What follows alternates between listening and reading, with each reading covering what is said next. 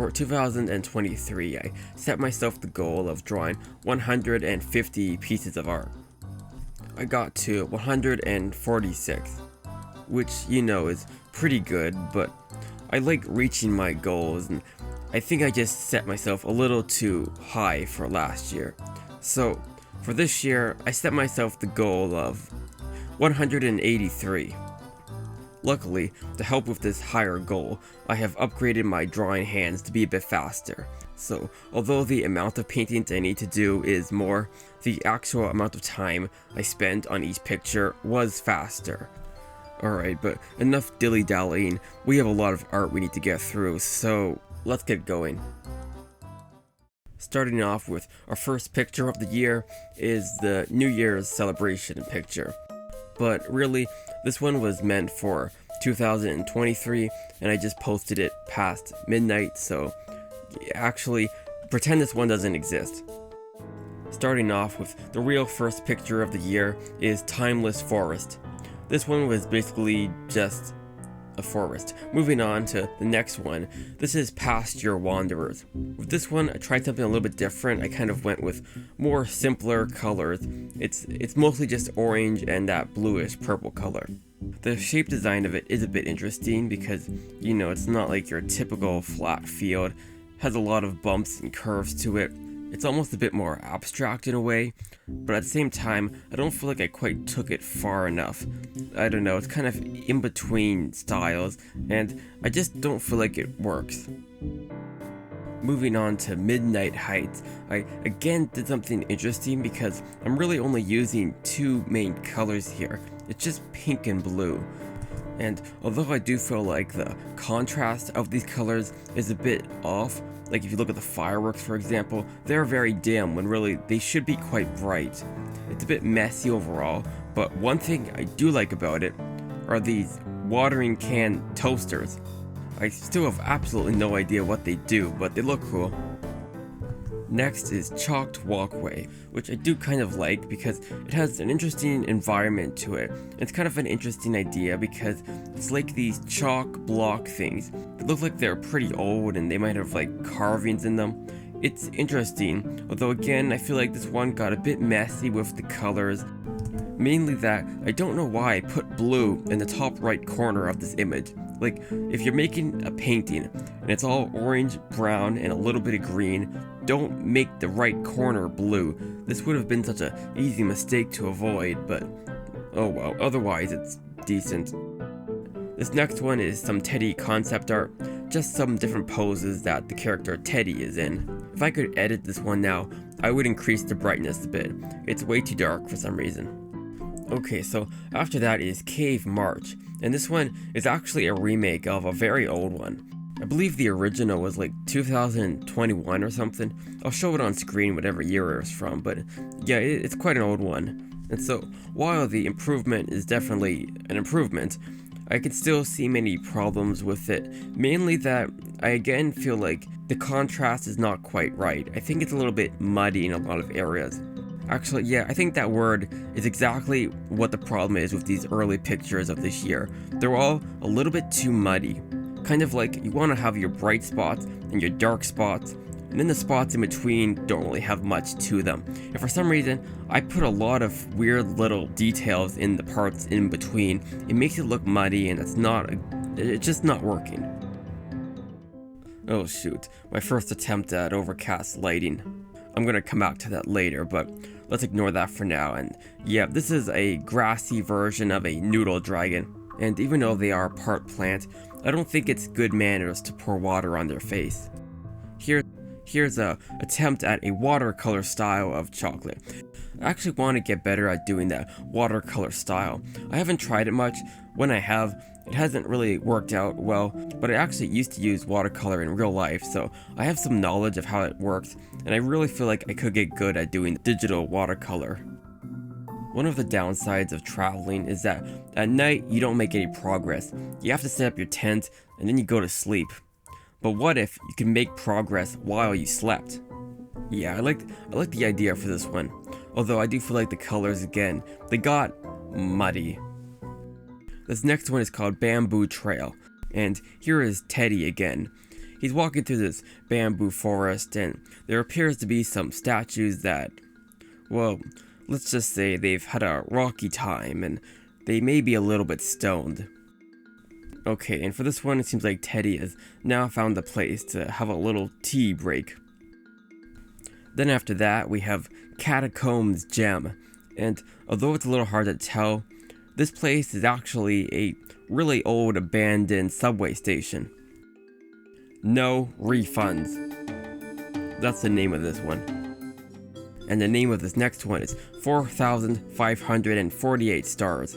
And the reason for that is actually because that's apparently the amount of stars on average you see when you look in the night sky. I honestly thought there'd be, a lot more than that. I mean, you're looking out at space. Like, it's space. You know how many stars there are in space? Because I don't, but I'm sure it's more than 4,000. But I guess what it's really counting is just how many of those stars you can actually see. I'm sure if you could see every star, there would be a lot more than 4,000. Also, I wonder how they figured that out. Like, did some guy just sit there counting for a while? And he did that every day until eventually the average number was 4,500? I don't know. But I'm glad I'm an artist and not a star counter. This next one is Heart Cafe, and I just want to quickly point out this yellow blobber right in the center because I came to an epiphany about something when it comes to how light works. Okay, so you see how there's this kind of dark outline around him? I don't know why I did this. It was just because I guess I couldn't get him to blend right with the rug or something. But for some reason, in real life, if you have like one color in front of another color and they're both the same color, like say you have a piece of paper in front of another piece of paper, the piece of paper that's in front kind of has this dark outline around it. It's extremely faint, but it's how you're able to differentiate between different objects even when they're the same color. And this is something that bothers me because I still don't quite understand like what causes it, when to use it, when not to use it. I don't know, it's a weird thing. Lighting is just weird.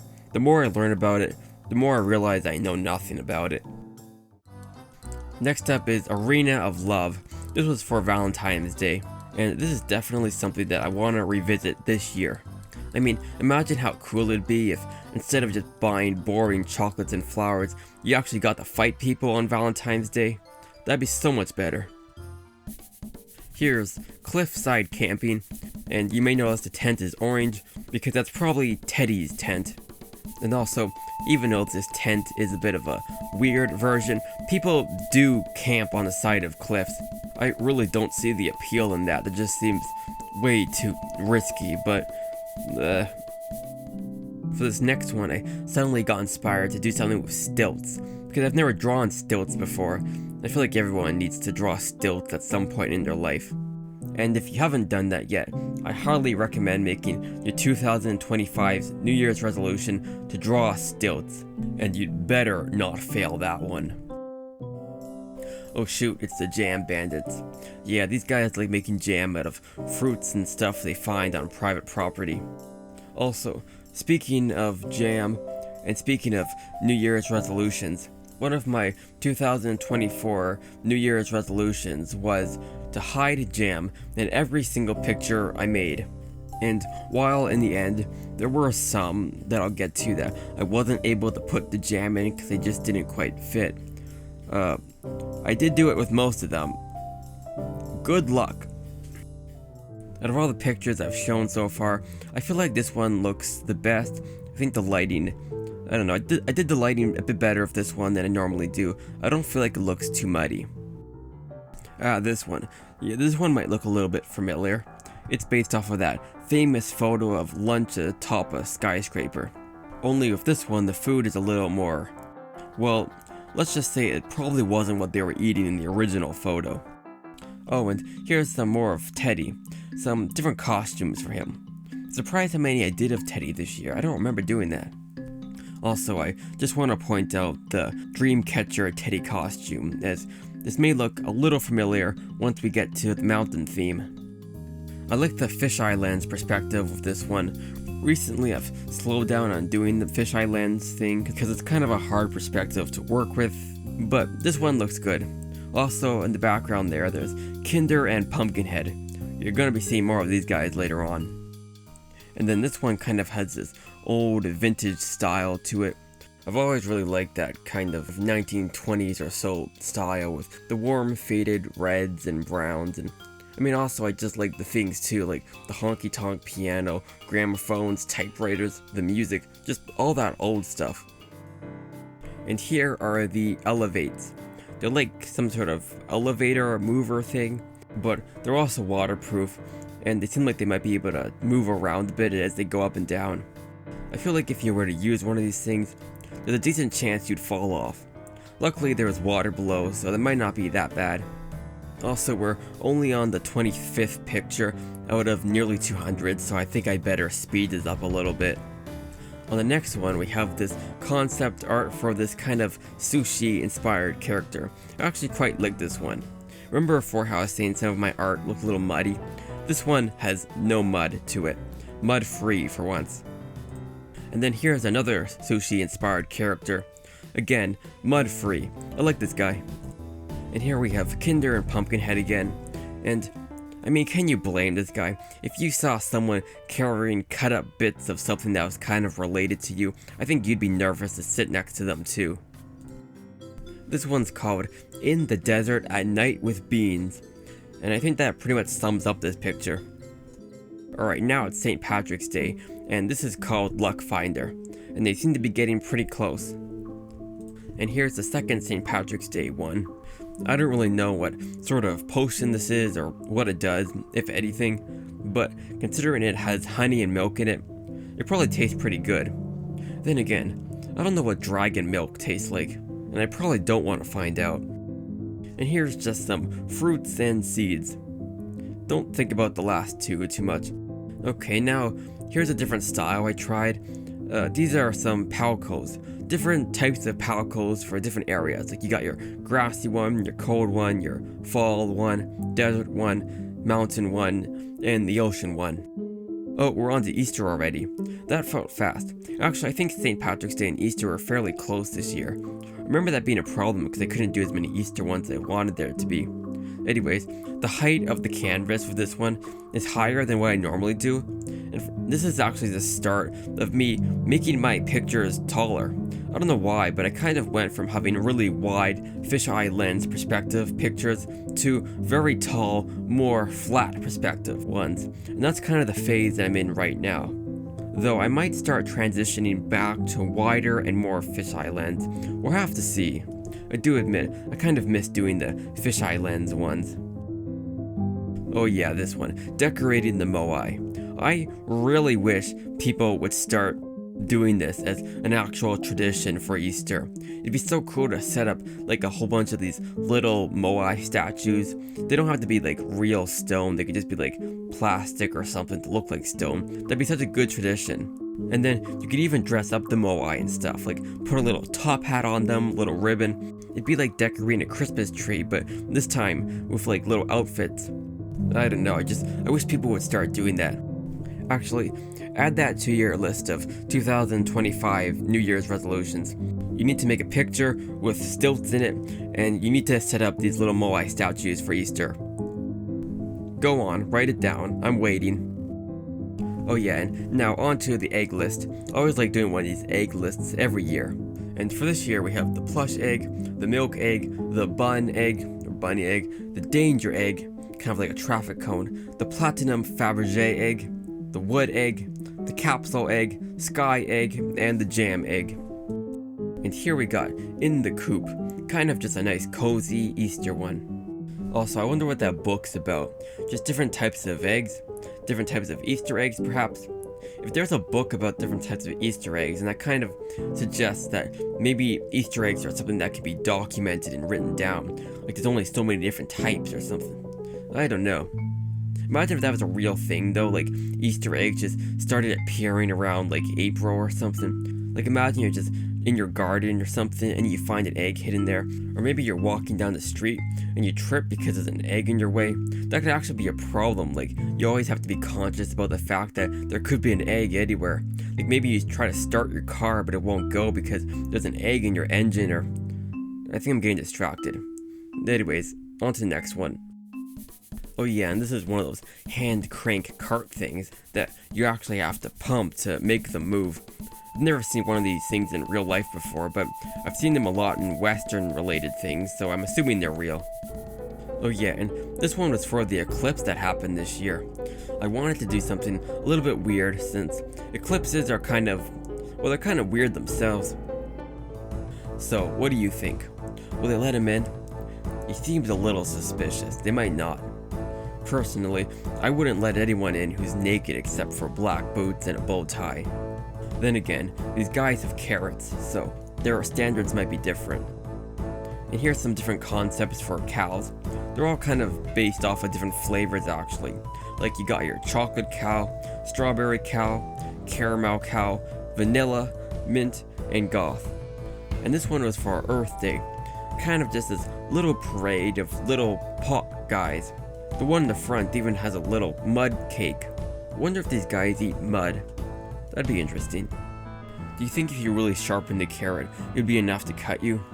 I'm kind of guessing no, and a banana certainly would not be enough to cut you, but I bet you could carve a pretty cool sword out of a carrot.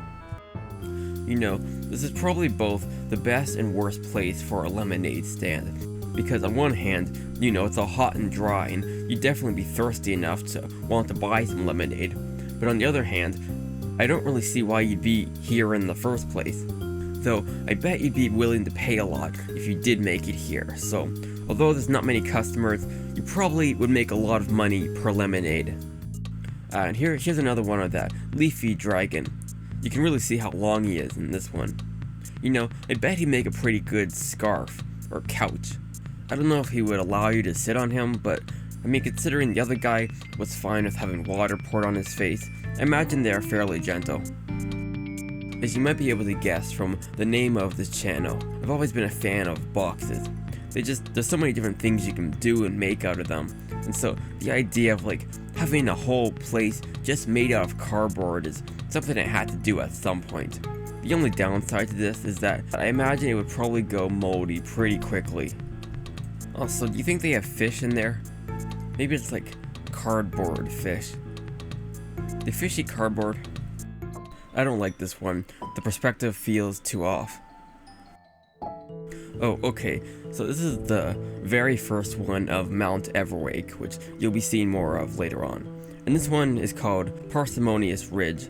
And the funny thing about it is, when I was trying to come up with a name for it, the way that I came to its name was that I just started typing in kind of P words into Google, like parsim, and then eventually I saw the word parsimonious come up, so I just took that. I didn't even know what parsimonious meant, it just sounded right. This one was inspired of a dream I had, like a kind of portal between trees. I always find the idea of portals a little scary, like, are they just taking you somewhere else, or are they actually taking you like forward or backwards in time? Because if it's just taking you somewhere else, then they may not be that dangerous, but if you're like going forward or backwards in time, I feel like you could really mess up stuff. Or what if you get stuck somewhere? Like what if you walk through one, and you turn around and it's just gone? Like that's a big problem. You can't just walk to another time if you're back in time. You're just stuck there. Or like what if you put your hand around the edge of a portal? Like, is it possible that your hand could like kind of clip through the borders and get stuck in another reality or something? I don't know. I feel like portals are just, you really shouldn't mess with them. I find this one kind of ominous. I think it's the sunflowers. Sunflowers are like, you know, they're kind of bright and happy things, but at the same time they're almost a little too cheery, like they're trying to cover up something. I don't trust them. This is Vertical Peak Lodge, and it's another one related to that mountain. Also, the trees in this one, they kind of look like cotton candy or clouds almost. I don't remember if that was their original inspiration, but they definitely look like that. Alright, so I want to remake this one at some point. I'm not happy with how it turned out, and I really feel like it could look a lot better. Like the bright, warm yellow in the center, and the rest of the picture is all blue and cold. I really feel like this could be done a lot better. Also, whoever is labeling these paint buckets really needs to be fired.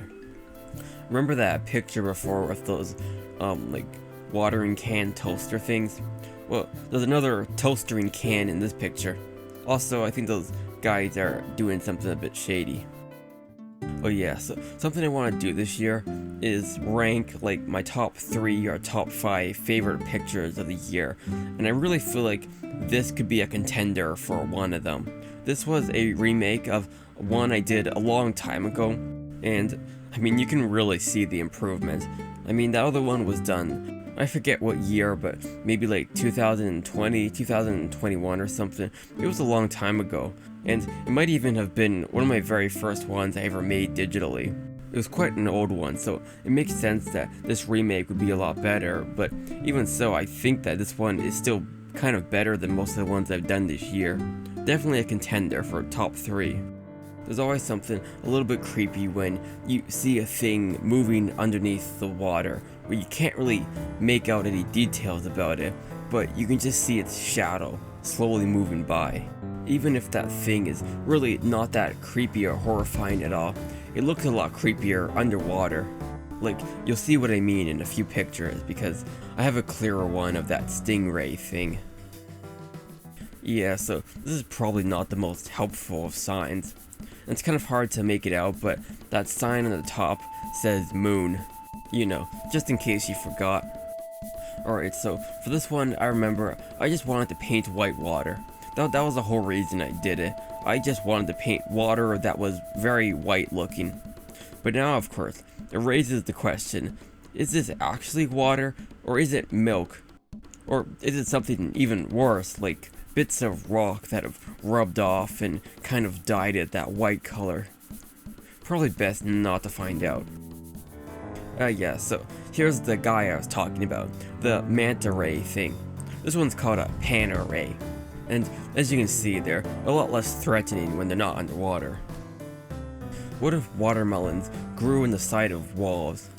Actually, I don't think they'd be watermelons then, they'd be wall melons.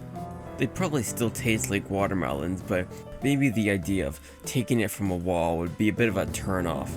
There is something a little bit gross about it. Probably best to just stick to the normal round ones. Here's just a nice sunset one with an ice cream truck. You know, I wonder if they sleep in that truck at nighttime then. Doesn't seem like there's anything else around. You know, it's probably more like an RV if anything. Maybe they have like a bed in there, couch, TV even, or maybe not TV. But they definitely have a lot of ice cream, that's for sure. I kind of want to try remaking this one at some point, because I don't feel like I made the reflections of this one very well. I feel like I could do it a lot better. I kind of wanted to replicate that feeling of like a fun house mirror maze, where everything is just so trippy and you can't really tell which way is which. But it'd be even worse than that, because at least with a fun house, the mirrors are kind of all pointed the same way, like they're all going to be on the side of a wall. But with this cave, the whole cave itself is a mirror. So it's like the floor is a mirror, the ceiling's a mirror, all the stalactites and stalagmites are mirrors, the crystals are mirrors, everything is just going to be so much more confusing. You know, this would probably be an actual nightmare to be in. Probably don't go caving in this one. I like the name of this one. This one's called Lounging by the Lanch. Also, can we just talk real quickly about the deal of tennis rackets and snowshoes? Because they're like the same thing. Like, why is that? They're really just the same thing, except one is used for playing a game with a ball, and the other is used for walking on the top of snow. I'm sure there must be some origin to that, and they must be connected in some way. Like maybe people used to play a game with it, and then they turned it into snowshoes. Or you know, I bet snowshoes probably came first, and then it's like in the summertime they used them to play a game perhaps? I'm not sure. It's weird, but I bet they're connected somehow. So this thing is kind of like a mix between a train cabin, but then also more like a car maybe? Or maybe like a monorail system. Just like these little cabin things that move along on their own. Pretty cozy. So I don't know what type of jam this is, but it must be a pretty sticky type of jam to cause a traffic jam this bad. So this one is actually fairly accurate to the medieval setting, except for the underwear. Actually, what do blobbers even need underwear for? Probably best not to think about that. So this one is Sand Watch Shore, and this is one I kind of want to expand on in the future, because imagine like a whole village or town being made of sand. That'd be interesting. I feel like bubbles are really underrated. Like, imagine trying to describe a bubble to someone who has never seen it before and has no knowledge of it. Like, you basically sound like you're describing magic. Like, oh yeah, they're just these little round light things that can float in the air, but then they're also reflective like mirrors, but then at the same time, they're transparent so you can see through them, but then at the same time, they're also like rainbows because they have every color in them, and they can also be flexible and stuff. They're just so weird. People need to give more respect to bubbles, and you know what, actually, add that to your 2025 New Year's resolutions list. Put it right under stilts and moai. I know I'm gonna try to do something a bit more with bubbles this year. I've always liked making mechs, but mechs that are made out of weird things, like a bunch of craft materials. It just gets you to think how all those things would work and connect together to make a robot. Like, for this one, you've got a box for the center, some bottles of glue on the back, a paint bucket, a ruler there, paint rollers for feet, scissors, glue gun, a clip there below the scissors, just a lot of different things that are kind of put together that end up creating a mech. So these guys are kind of like mummies, but fashion mummies. I'll talk about them more in the next few pictures because they show up a bit. Oh yes, the meat crystals. This was a fun concept. I made a video about this completely, but this is something I kind of want to explore more in the future, because it's just such an interesting idea, you know? Because you kind of have to mix together the theme of mining with the theme of like a kitchen. You need freezer mine carts to be able to transport the meat without it going bad. You need like pickaxe knives that can both cut the meat but also mine the rock. Definitely a lot of things that can be made from this, so I'm gonna revisit this at some point. Here we see those mummy guys again, this time in action as they work to make a kind of scarf thing for this statue. They have an odd sense of fashion. And here we see Chocolate looking a little bit worried, which he should be. I don't think he quite meets their fashion expectations. Lemon parades are definitely the most chaotic type of parade, but they also have really good music, so I'd say it evens out. Do you think anyone would even bother reporting you for 9 cents? I mean, like at that point, you might as well just look around on the floor for a bit and you'd probably find more money. I think these guys are pretty safe. I always like having just a splash of very bright color in an otherwise gray place. It just creates a very nice contrast. I've seen a lot of spaceships in media that are very cold and uninviting, but I haven't seen many cozy ones, and so that's something I like trying to do. Just add in a few rugs, a few couches and stuff, maybe a clock, a bulletin board, just some things to make it a bit cozy. So I made a video about this one before, but I realized this design is actually outdated because there's something it needs. So you see, if you were to open the door to this thing, all the water would just flood in. That's a big problem. So I'm going to need to remake this at some point and probably have like a second door area, kind of a section where you open it, you walk in, you can close the door, all the water can flood out, and then you can open the real door to the store. You know, I think my style changed a bit with this one. Looks a bit more simple than I usually do. This is a good example of how cozy a spaceship can really be, because the actual room of this place is actually a very standard looking spaceship interior. The only difference is that it has decorations. Like, you know how when you buy a new house and it's all just empty rooms? That's kind of what spaceships are kind of like, or at least how they're shown in a lot of media. they're just kind of the base house, but they're missing all the decorations. Just throw in some beds, board games, plants, and it just looks so much nicer. Also, the weather forecast there is accurate. The average space temperature is minus 270 degrees Celsius, and it's always sunny. Well, at least until the sun burns out. And here's the interior of that underwater convenience store. Again, this place would need to be changed a bit because it's going to need to have a second room there before entering. Alright, so the name of this picture is my favorite name of any of the pictures I've made this year. It may be a bit hard to read it at first because it's a long name, but the way you pronounce it is the Cataclysmium Metronomo. It really isn't that hard to say, it's just kind of hard to read. Another example of how cozy spaceship interiors can be made of just a few objects. Like, just add in some vending machines, ping pong-ish tables. I don't know, just it's so much cozier. Okay, so now we're on to the Disco Graveyard theme. And this one's actually a remake of an older one. Here's another graveyard one. I think this is probably my favorite out of the collection. There's something creepier about it than the others. And this one is Grave Crossing. Again, I feel like my style kind of changed with this one. It's a bit more simple than normal. Alright, so this is Apple Island. It's the place where every picture I make takes place. And here's a bit more detailed view of each of the 7 areas. And this is the result of what happens when you combine a night with a kitchen. So I imagine that gun thing would probably be used to suck energy out of stuff. Kind of like an energy plunger thing. And those batteries in his pocket are probably just for storing the power.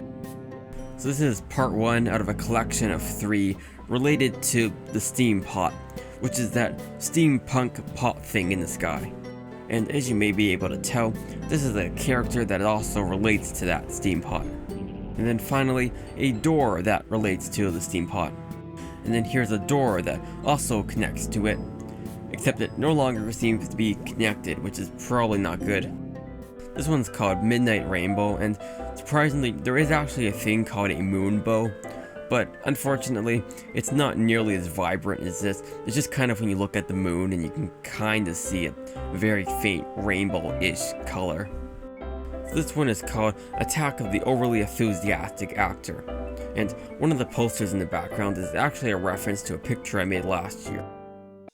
Alright, so now we get to the overcast lighting. I don't know why, but I've had such trouble trying to draw overcast lighting. This picture was just some practice to get better at it. But it didn't help, because this picture, Wayward Complex, I restarted probably like 6 or 8 times. I restarted it more than any other picture I drew this year, and it still really did not turn out good at all. I don't really know if I drew any more overcast lighting this year, but for 2025, I'm definitely going to try to master overcast lighting.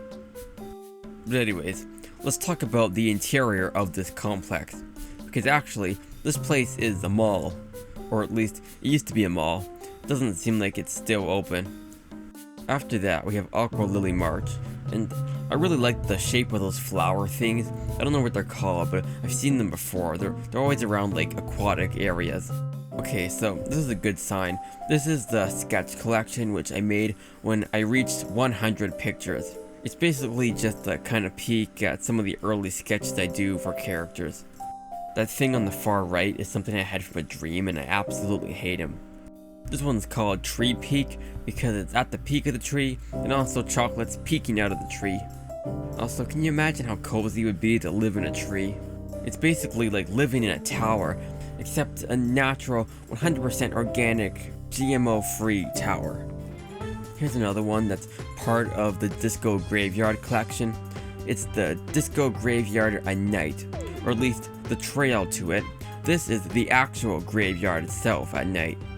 But now it's time for the actual things that will live there.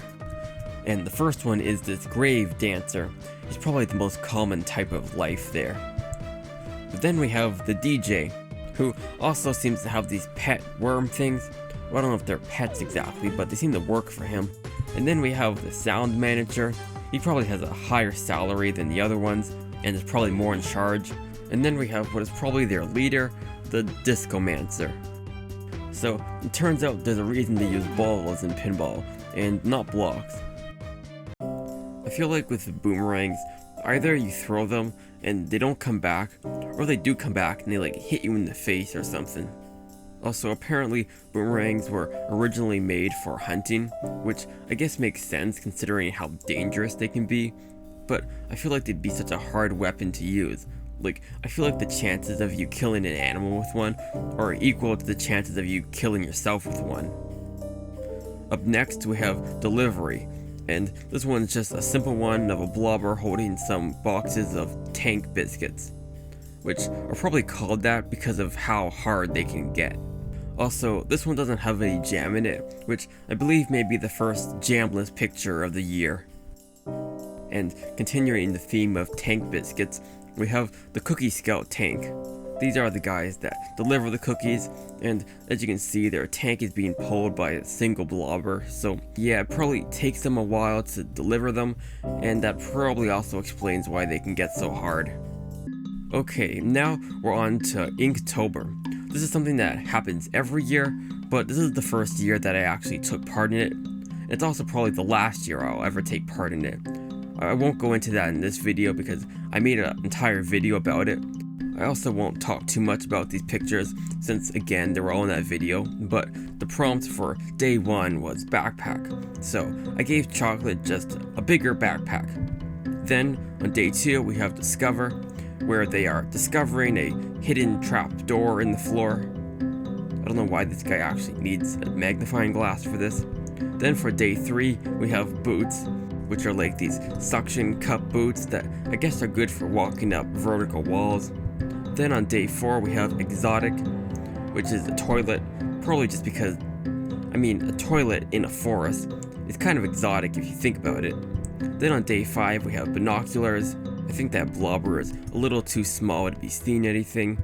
On day 6 we have trek, which is just a zoomed out shot of them walking, or trekking I guess. Then on day 7 we have passport, which I guess is enough to get by this guy. On day 8 we have hike, which is kind of similar to trek, so I tried to do something different, but hike and trek are just synonyms for the same thing. Then on day 9 we have sun. This one's kind of a more abstract one. Then on day 10 we have nomadic. Again, this is that tent hot air balloon you saw before, now just in sketch form. For day 11 we have snacks, and this is probably as good as snacks are going to get when you're in the wild. Then on day 12 we have remote, which I took to mean as a literal remote. Then on day 13 we have horizon, again another zoomed out one of them walking, this time bigger focus on the sky.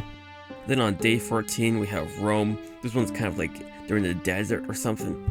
Then on day 15 we have guidebook, and this is probably a better guidebook than most guidebooks because you can actually eat this one. Then on day 16 we have grungy. I don't know how there's trash cans in the ceiling, but don't think about it. Then on day 17 we have journal. I kind of like this one. It's simple, but it works. Then on day 18 we have drive, which is definitely the funniest one out of the whole month. Another thing about it is that I actually got this idea from a dream. It's funny because I don't really ever dream about my characters or what I draw, which is kind of weird because, I draw so much of them, but I don't have any dreams about them. But I did have this one dream about Chocolate driving a car with some blobbers in it. I don't know why that was like the one dream I had about them out of all things, but I just had to turn that into art at some point. Then on day 19 we have Ridge. This is probably my least favorite one out of Inktober. Then on day 20 we have Uncharted. This is probably not the most useful of maps. Then for day 21 we have Rhinoceros, another great one. Then for day 22 we have Camping. And can you blame him? When you only have a fire, you have to get creative with how you cook things. For day 23 we have Rust, which I think is kind of a mean one because Rust is kind of known as being that brown color. So when you have to use ink, which is just black, it's kind of tricky to draw it. Then for day 24 we have Expedition, good practice for the upcoming mountain theme. Then for day 25 we have Scarecrow. I tried something a bit different with the lines in this one. For day 26 we have Camera. These mushrooms are probably not the biggest fan of light. On day 27 we have Road. This is a weird one. It's like inside a cave, but it's also a road going around it. Yeah, it's odd. Then on day 28 we have Jumbo, which is a reference to the first image, except now the backpack is even bigger. On day 29 we have Navigator, which is like an alligator navigator thing. Then on day 30 we have Violin, but it's more like a violin gun thing. Like you play it and it shoots out sound or something. Then on day 31 we have Landmark, which is certainly a mark in the land. Then after that, I have to go through all the ones I did in between the time of Inktober, because while I was making these Inktober ones, I was also doing my regular art. And so for that, we have Melon Canyon, another remake of a very old one. Then we have Blue Moon. This is a fairly simple one. Then a collection of very useful travel items that are very useful. That's the full name of it. And again, you can see those Cliff boots here, the ones with the suction cup on it. There's the plant pack, probably just a more biodegradable version of a regular backpack. Actually, that probably wouldn't be that useful of a thing. Like you set it down for a few days and suddenly it's just gone. Yeah, probably not very useful. But then there's the laddering can, which I don't know how often you really need an emergency ladder, but yeah, actually now that I'm thinking about it, maybe these items are not the most useful. Anyways, moving on, we have Follow the Rope. This one's kind of a mix between the theme of cave and street. And the street part of it, if you can't tell, are these red things, which are fire hydrants. And here's that car again that Chocolate was driving, the one I had from my dream. Except this is like a mine car. Like it's a mix between a mine cart and just a regular car. As you can see, it's a little bashed up from running into walls. Then here we have Mask Collection. I've never really drawn a mask before, I don't think, but I kind of like doing this one, and I might need to make some more of them. I don't really know what their purpose would actually be, but I'll figure that out later. I made an entire video about this one, so I won't talk about it too much, but these are just some different types of candies. Basically, how would a candy work for different areas? Like, what candy would they have in a natural area, volcanic area, oceanic area, things like that. This one's called Hoarder, except unlike gold, which dragons are kind of known for hoarding, this guy's actually hoarding something more useful, because he can actually eat it. Then here we have a house, which is just a normal, regular, everyday house, although it may look a little familiar if you know your fairy tales. And then here we have decorating the trick-or-tree, which, don't worry, I'm not going to tell you to add this to your 2025 New Year's resolution list as well, but just keep this in mind that on Halloween, this is an option. You can get a tree and decorate it to look creepy. Just saying. Then we have Jack-o'-lantern. This guy probably has some pretty hot hands. Then we have Trickers in the Forest. I kind of had to rush this one to get it out for Halloween in time. I would have liked to put some more detail into it, but I guess I should have expected if I'm trying to do Halloween pictures and also do Inktober every day, that I probably would have been a little bit rushed for time. And then we have Cookie Factors, which is the final one of Halloween, I think. I always like doing a cookie related one during Halloween time. I don't know why, it's kind of become a tradition now. And then after that, to take a little bit of a break from that busy rush of Inktober, I just did a simple one of some seasonal pellicles. Oh boy, so now we're on to the mountain theme. When I do pictures, I usually do them kind of randomly, as you might have noticed, but for this one, I kind of tried to go with a theme. Basically, really focus on, for a month or two, just mountains. And so, this is the start of it. A nice big view of Mount Everwake. Then for the second one, we have Up the Lavender Rise. Even though this was only the second one, it's actually one of my favorite ones of the entire mountain collection. Then we have Above the Cloud Level. You can just imagine how cozy it would be to have your house be on top of a mountain like this. The views would be incredible. Then again, you'd also have to probably carry an oxygen tank with you everywhere, so maybe it's not so good. Again, another one of those mountain houses. This is a clip hut, and don't worry about how secure they are. They're clipped into the mountain, so you're completely safe. Well, I mean, unless the clip actually breaks. don't think about that. Next we have mobile neighborhood, because if you think about it, a neighborhood on a mountain, it can't be like a normal neighborhood. It wouldn't make sense for them to all be in a line because there's not going to be enough space to build the houses. So it makes more sense if instead they were all attached to like the same piece of wood or metal. That way you only have to make like one big ring, and then you can put a lot of houses on it rather than individually attach every single house to the mountain. And then for some more types of mountain huts, we have the clip-on house, the ceiling house, the ledge house, wall house, hanging house, and crevasse house. Because the thing with a mountain is that you really don't have that much room to work with. Or rather, there is room to work with, but it's just not flat room. Like, you kind of need to make the houses in a way where they're able to stick on to the mountain no matter how weird and wild the terrain can get. So that means having houses that can clip into rocks, hang from ceilings, be on sides of vertical walls, or even be dangled between a crevasse. Just anything to where it can stay firmly into the rock of the mountain. Next up we have mountain floaters.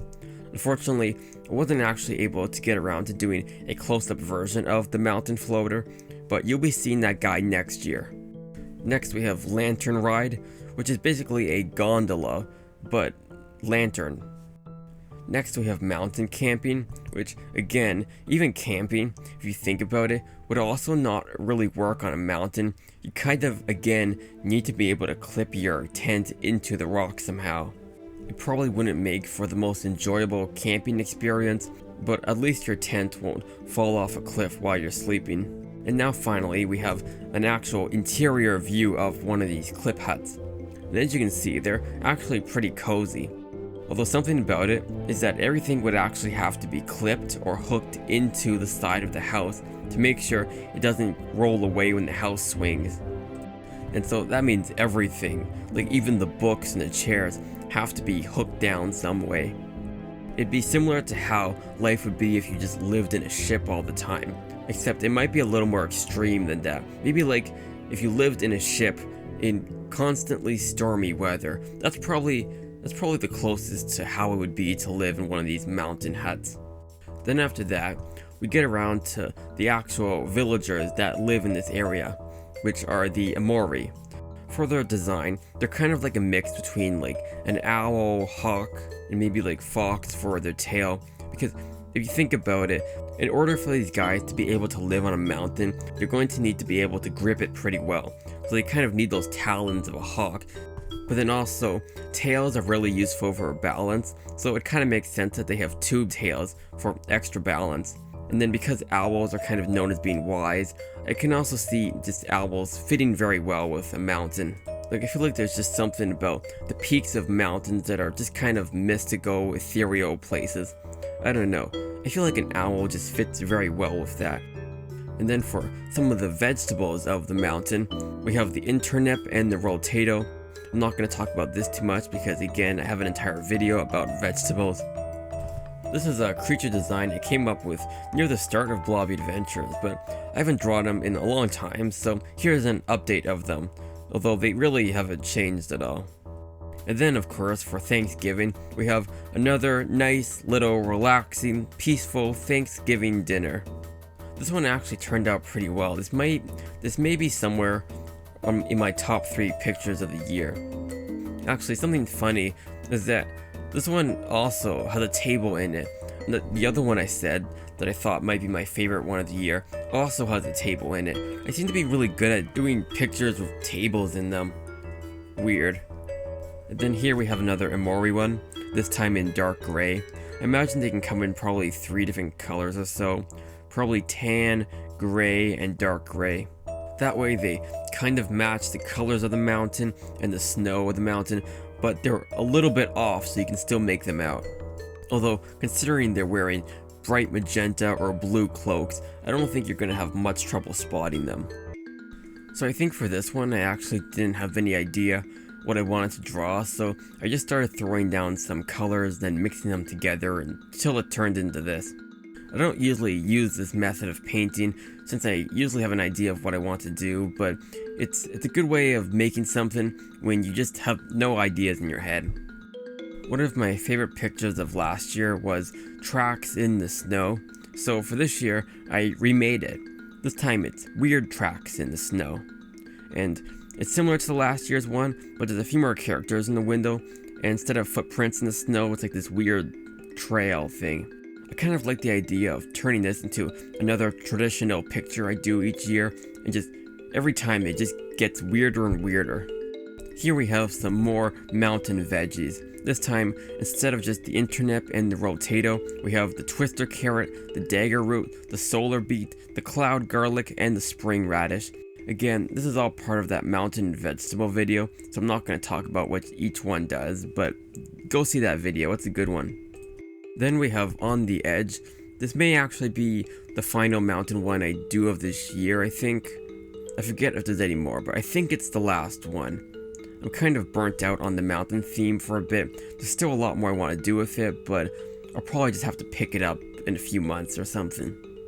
And now, to get ready for Christmas, we're kind of moving on to a winter theme now. This first one is the Bell House, which is kind of like an indoor city.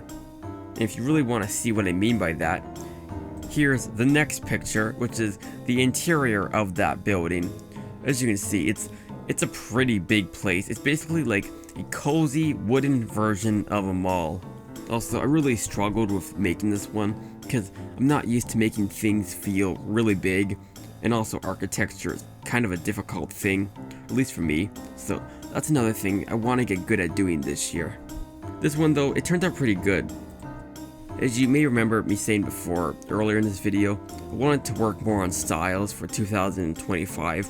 This is kind of an example of that. It's a very different style than anything I've really done before. And this is something I want to do a lot more of this year. Just a lot of different styles. This is a house design I came up with a few years ago, but I never did an interior of it, so here's the interior of it. It's the Muffin Hut. Basically, a type of house that works the best in really cold areas because like the heat can rise and stuff. I won't talk about it much here, but just a good house for a cold area. Okay, so this is something different I've never done before, but it really turned out good. Basically, it's a batch of a dozen images I made leading up to Christmas that kind of tell a bit of a story. So for this first one, we have The Plans Have Begun, which is just Kinder talking about how he discovered it was December 1st and that the plans have begun. Then for the second one, we have Hall Accident. Seems like they were trying to deck the halls, but then they might have accidentally wrecked the halls.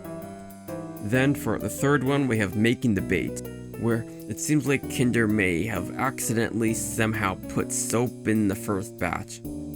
For the fourth one, we have He Knows When You're Awake, which is just of Kinder pondering if something may go wrong with their plans. For the fifth one, we have Kinder and Pumpkinhead measuring the size of the chimney. Unfortunately, it doesn't seem like it's quite big enough. For the sixth one, we have the landing zone. It seems like they've found a workaround to the chimney problem. They also seem to have found a use for that first batch of cookies with the soap in it.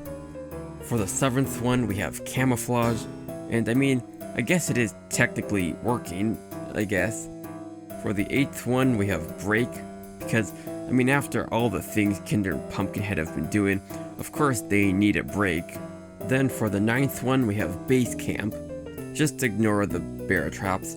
For the 10th one, we have watchtowers, where Kinder and Pumpkinhead are arming the watchtowers, you could call them, with candy cane guns. Then for the 11th one, we have the final night, where Kinder and Pumpkinhead and the other blobbers are all set and ready for him to come. Unfortunately, for the 12th one, it seems like he never came. He must have outsmarted them. And then, for the final picture of 2024, we have Jamboree, a celebration of how I hid jam in like 90% of the pictures I did this year. And finally, it's over. So, now for the question, what are my top 3 favorite pictures I've done this year? Well, let's see, there's a lot of them. Well, as I said before, I like those ones that have the tables in them. I don't know why, but like the Midnight Feast and the Thanksgiving one, they turned out pretty well, both with their composition and colors and pretty much everything about them. I also like Up the Lavender Rise. It's a bit messy in places, but otherwise the general composition of the guys walking up the mountain is a pretty good one. There's also weirder tracks in the snow, which I do quite like. I think something about the warm yellow lighting and the blue of the outside makes a really nice contrast, but at the same time, I don't really want to rank it on my top 3 this year because I ranked the original image on my top 3 last year, so it kind of feels like cheating to do it again. Beltram City did turn out pretty well. It's kind of hard for me to really get a good idea about it because I find once I'm done making a picture, it kind of takes me like a few weeks or months before I can kind of look at it without seeing all of the immediate problems. So because I just completed this one recently, it's really hard for me to look at it and get a clear view of how it actually looks, kind of understand how it looks from someone else's perspective. So although I don't really like it right now, I feel like my opinion of it will rise as time goes on. Alright, but I think I know what my top 3 are now. I think for 3rd place, it's Up the Lavender Rise. I think it just needs to be 3rd place. It feels wrong to leave it off the list, but I don't feel like it's quite good enough to get any higher than that, so 3rd place it is. Then for 2nd place, this was a hard decision to make whether to swap this with the 1st place one, but I think 2nd place needs to be A Calm, Relaxing Little Thanksgiving. Then, finally, as the top one, it's Midnight Feast. I think this one just turned out the best. It's kind of funny because it was only the 55th one of the year out of 192. Normally, the pictures I do towards the end of the year are, better.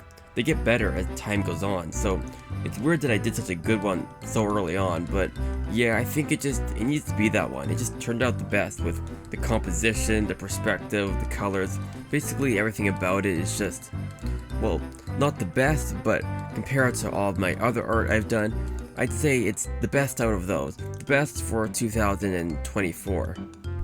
Oh yeah, and finally, one last thing. If you're wondering how I was able to get this number of how many hours I drew in the year, I have a pretty strict schedule of working for 8 hours every other day.